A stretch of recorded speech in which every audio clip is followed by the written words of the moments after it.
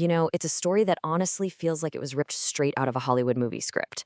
Welcome to The Explainer, everyone. Today we're diving deep into the dramatic and frankly, completely ruthless journey of how an outcast college hacker managed to become one of the most powerful tech titans in all of human history. Just think about the massive gulf here. On one side of the equation, you've got a 20-year-old kid threatened with expulsion from Harvard, facing a massive lawsuit from his very best friend.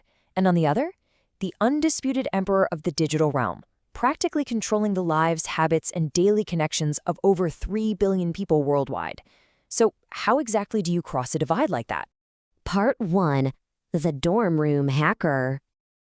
For most of us, facing these kinds of massive threats at age 20, that would be game over.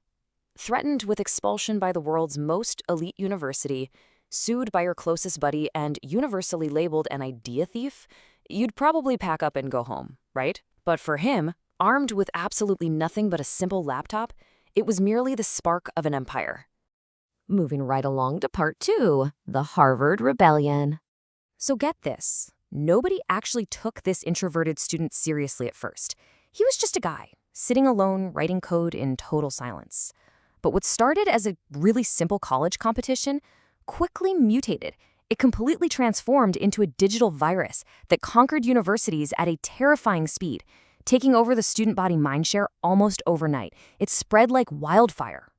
And to fuel that kind of insane, unprecedented growth, he proved really early on that his ascent was going to be utterly ruthless. He demonstrated a very clear willingness to step on bridges and literally step on his closest allies just to reach the absolute summit.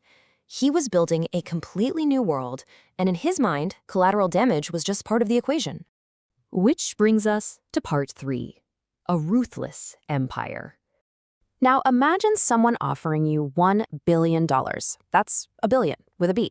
When Yahoo offered him this staggering sum to buy Facebook early on, literally everyone, his advisors, his investors, you name it, screamed at him to sell, take the money and run, but he coolly rejected it. Why? Well, because he wasn't after a massive payday.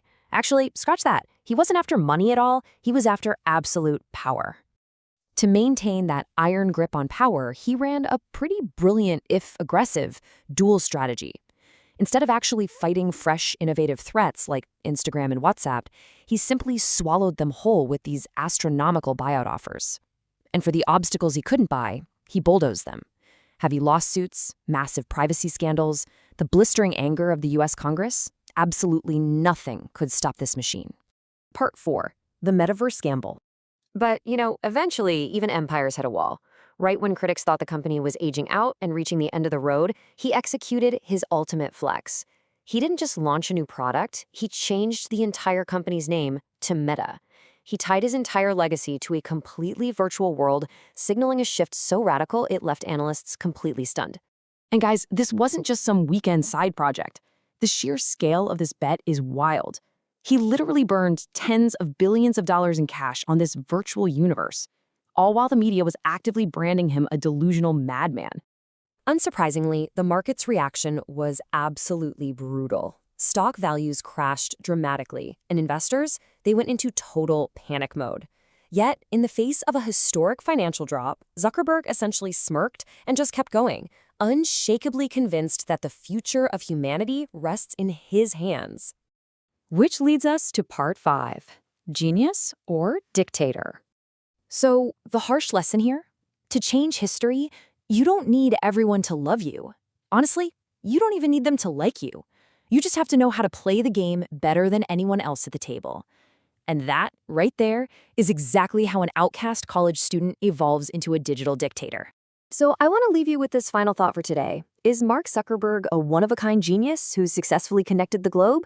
Or is he a power-hungry thief who stole our privacy to build a digital dictatorship? Weigh the evidence and let me know where you stand. Thanks so much for joining me for this explainer, and I'll catch you in the next one.